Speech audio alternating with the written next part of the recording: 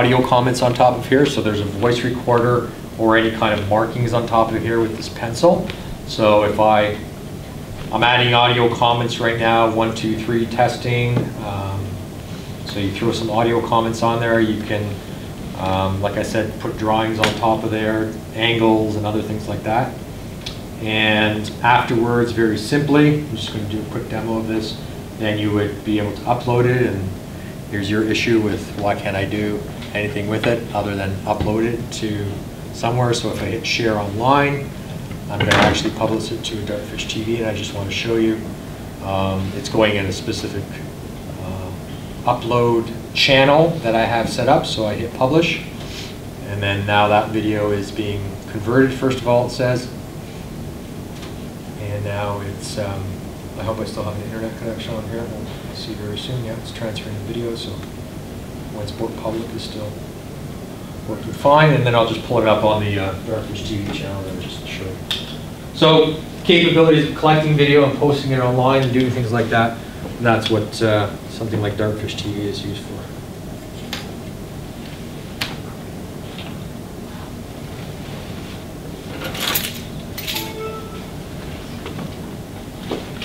So with Dartfish Express, is there tagging abilities or anything in there? No. Okay. It's just collecting a video and then being able to mark it up and do some analysis of some sort. Give quick feedback to your athletes and say, you know, take a look at this, take a look at that. And then the way of sharing it is actually posting it onto a Dartfish TV channel. So. Shouldn't have paid for it though. Huh? Shouldn't have paid for it. You just bought it just now? Yeah. But it's like a baby's version of the Uber Sense. Basically, yeah. With no ability to really do anything. other than being able to mark it up and put some voiceover and stuff like that, but yeah. Basically. You can do that on Uber Sense.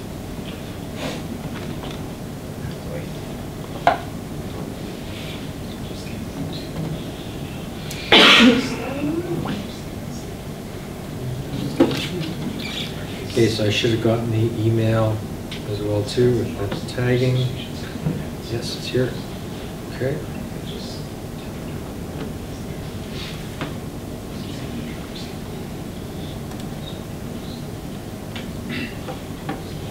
Sorry, technical difficulties.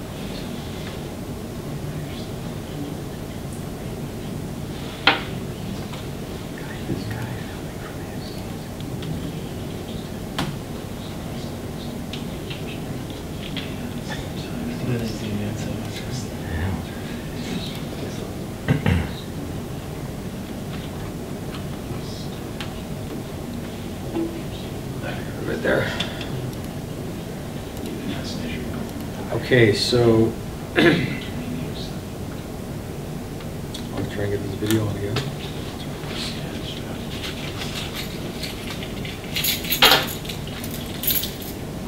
Yeah, it's just hard.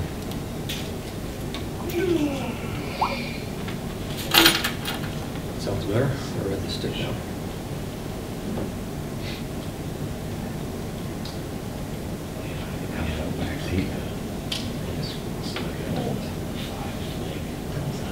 Of course you're going to stay with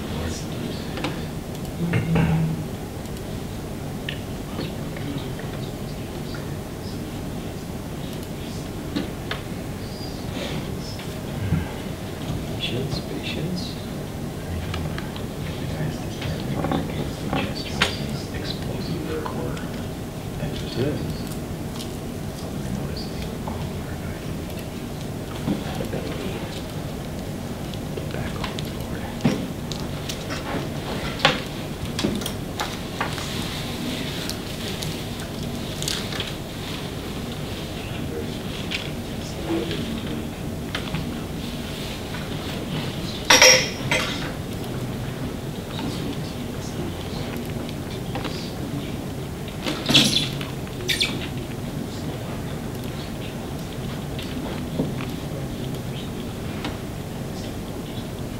Okay, so I have the video we just collected now on the computer. The delay.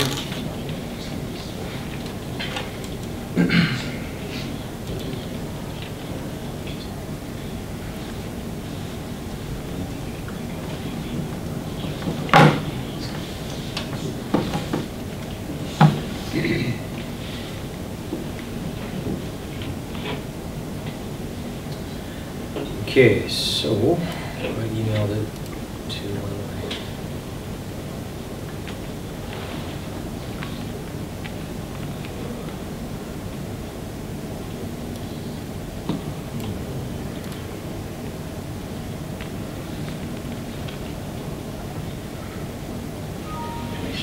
Okay, so here it is. So it's an attachment. It's a CSV file. I can put it anywhere on my computer.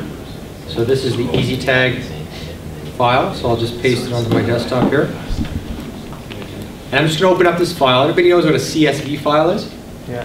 Comma separated value. It's an Excel file. So this is what it looks like. And these are information that Dartfish is going to understand. So we had a jump, wave, run, spin, wave, jump. Okay. Just wanted to show you what that looked like. But within Dartfish now, all we would have to do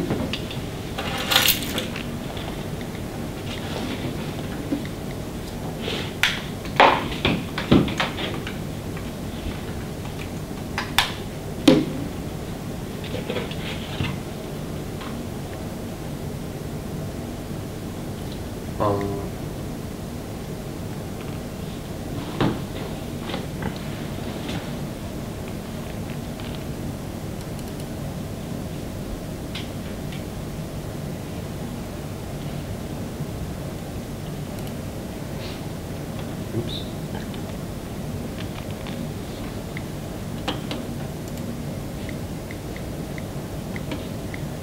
Come on. I know you can stop the video right there. Just playing with the media player. So we would be going not into the analyzer module. I clicked wrong. We'd be going into the tagging module.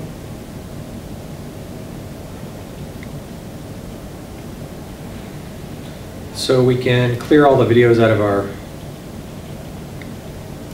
tray here and go to the desktop and find the video. So we bring it into our tray. So we have this video now, and what we would do is we would import export right here, import events, and we would find the CSV file that we would want to import, hit open.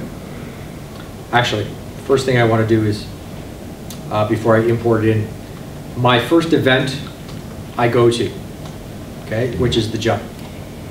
So I want to get to where he actually does his jump,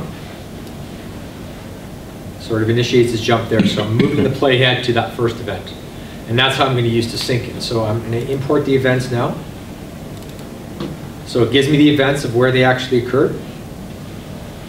And it actually asks me a few different things. You can synchronize to timer start 0 second to playhead position. That's what I want to synchronize to. I brought the playhead to that first particular event, okay?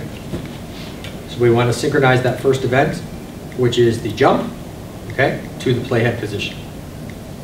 So we hit OK, and now all the tags come in here, okay?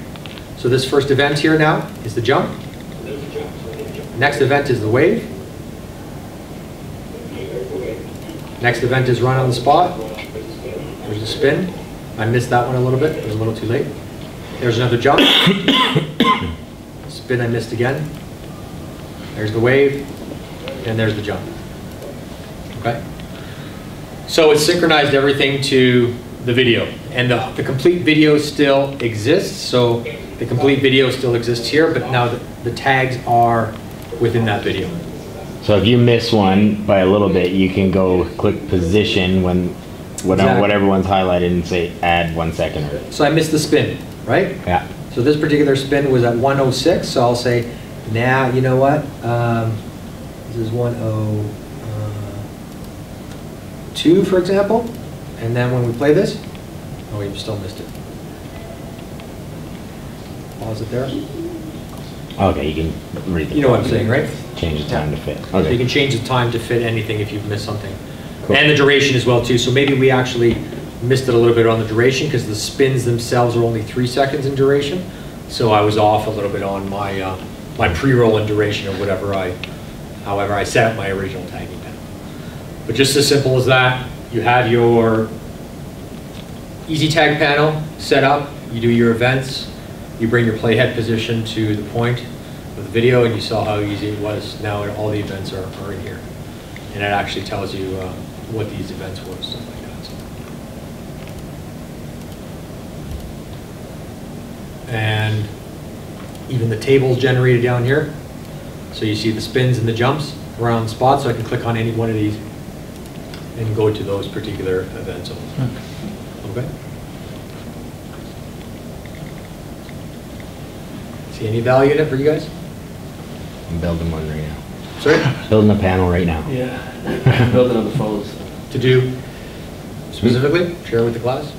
I'm building mine for like half pipe footage where I could just leave the one camera set up at the bottom of the pipe and I can be up top and just watching and coaching them while they go, or standing where I can watch and coaching them out of the way of the camera. So then a specific trick, so you're setting up Yeah, your I panel to got have straight air, spin, cork, invert. I'm doing a 3x3 panel. Good. Well, It'd glad. be a little harder for slope style just because of the setup, but I think it'd be really good for trampoline training. There you go. Yeah. Off to the side, and then, yeah, Yep. just make a panel accordingly for what you're working on. Yep. And then right after the fact too, after they're done whatever, you know, download the video, sync it, and then just go to those parts of the video very quickly, right? Yeah, it seems to be like once you set it up, it actually would be very quick. Yep. Yep. Then you don't have to worry about being the guy doing this. At the same time, you can be talking and still paying attention to the other athlete and just click, click. Exactly. Still Are there some explain. memory cards that you could even be uploading to your computer as you're videoing it anyways? What'd you say for your Sorry? question? There's a That's few it, minus cameras two. now that you can just, it'd be auto Yeah. going to your computer, so you wouldn't Yeah. even have to take time to take the memory stick out. Did I ever demo the wireless card? Yeah, I think so. Okay, You're so- talking about it, yeah. So it would just be a matter of having your iPad on the, Yeah, yeah, exactly. Tether. So this is an Wi-Fi card. I think I mentioned this to you guys back in October, and maybe I demoed it for you. I think I did demo it for you, right? Yeah. So the Wi-Fi card has a wireless antenna in here, and it costs like $100 or something like that. This one's called the Wi-Fi 8 GB Pro X2. So if you have a wireless network that you have set up, you don't even have to worry about taking out the Wi-Fi card, and the video is downloaded after you finish your collection. How does that work compared to like the GoPros, how they just do it straight to the app now?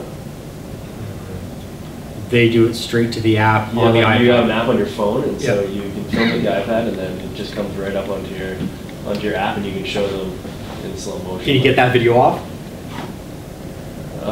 Have you ever tried to get it I off haven't onto your tried it. computer? I just use it. So if you can get it off onto your computer, and that's always the trick, then that's great, and I think this whole process would work. But how that works is that the GoPro has a built-in wireless adapter, where this one has a wireless antenna in here inside the SD card. So yeah, that whole flow of And is that information. quality way better, probably? Yeah, I mean, Yeah, 'cause I haven't personally looked think at that the it other GoPro, than the phone where it's really small. the biggest problem with the GoPro is I really don't like the fish-eyed, you get this distortion at the, because it has like a wide angle type thing most of the time. So I would have to say that, collecting from a video camera is better quality in general. But the GoPros now have, the full HD quality. They also have high speed type functions as well too, where you can go up to 60 or 100 or 100. Yeah, it's 1080 at 60, I think. 1080 at 60, Yeah. right? So you can get that as well too.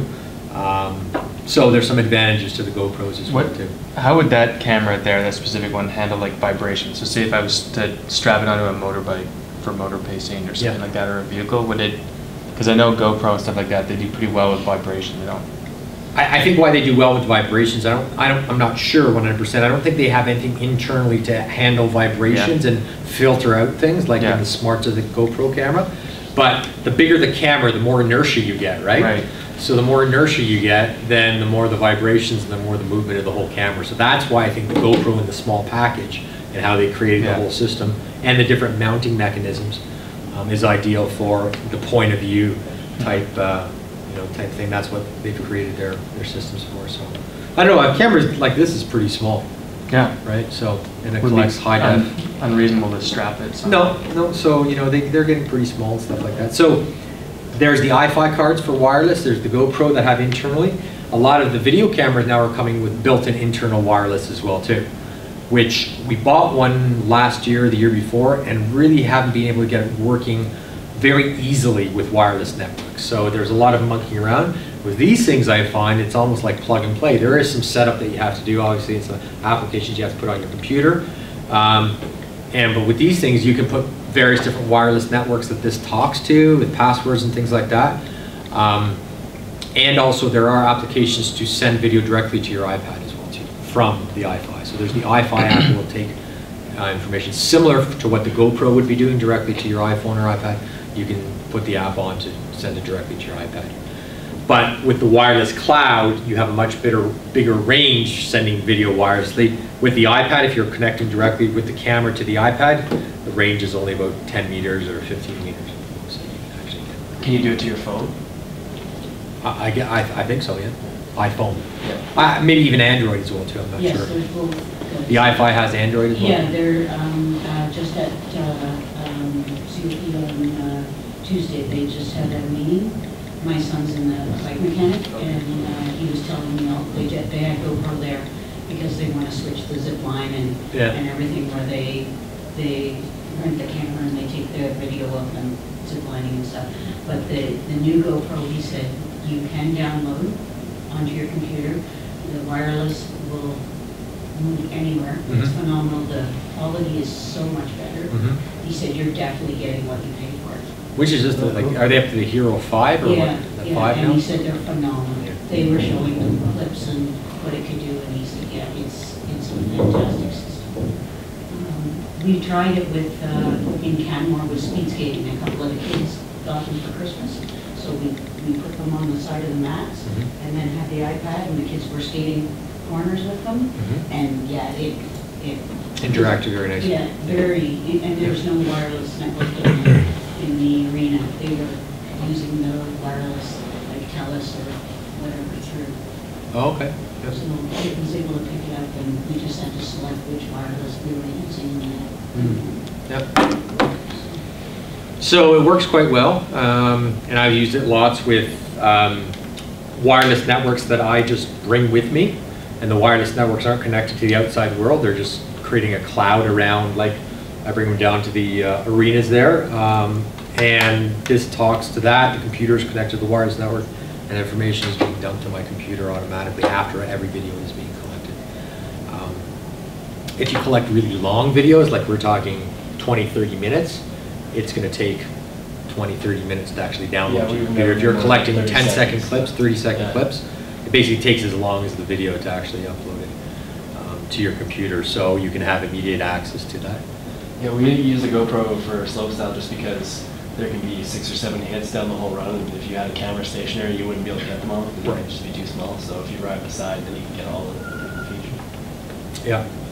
But if we just focus on one joke, GoPros have internal hard disk plus an SD card. They have an SD card too that you can put in. Yes. Yeah. So actually I did try that. So I tried with an older version that didn't have wireless inside the GoPro, this card inside the GoPro, and it worked quite well as well too. Do they make those in micro, because the new GoPros only do micro SD not? Maybe, I don't know. I haven't checked into this, probably, to make them into wireless. The other thing with this card, so that's sort of a heads up, is that a lot of cameras, video cameras that you see in the technical specs, they will actually say iFi compatible. So they're listing them as, you know, iFi compatible. And the reason being, a lot of times, if the company is saying they're iFi compatible, it works with this card. Not necessarily, this can be just used as an SD card, as you saw now. I wasn't using it wirelessly, I was just storing it on here, plugging it into my computer, and getting the video off of here. But if it's iFi compatible, means that the manufacturer has tried it or tested it with iFi and it works fine. And what that actually means is a lot of times the antenna, which is like just in here, which is the wireless antenna, if it's embedded too far in the electronics of the camera, then it might be interfering with it wirelessly sending out signals. So iFi compatible basically means that the manufacturer has tested it with the iFi card and it works. Okay. So you might see that on some specs. I really haven't tried, I've tried it in various different video cameras. This one, a Sony one, my high-speed Casio picture looking camera, and it works in all of them. So I haven't had issues with it. A pretty good investment for like $100 to get this. Okay, let's go grab some food, and then we'll reconvene in about 15 minutes or so. And when we reconvene, we'll I'll go through that analysis of that athlete. Okay. Quick question. Yeah. Is there a way to copy a panel in this easy tag. Copy and do what? And So send like, it to a friend? Or? basically I've got my first panel made out. Yep. It's got 7 things out of the 9 squares, but I've got it labeled. Yep. For one athlete, I'd like to copy the exact same thing and have it labeled as a different athlete's name, so I'm just switching to that. Why are you creating different athletes for different panels? Organizing. Sorry. No, that's okay. It doesn't Is it matter. the same panel?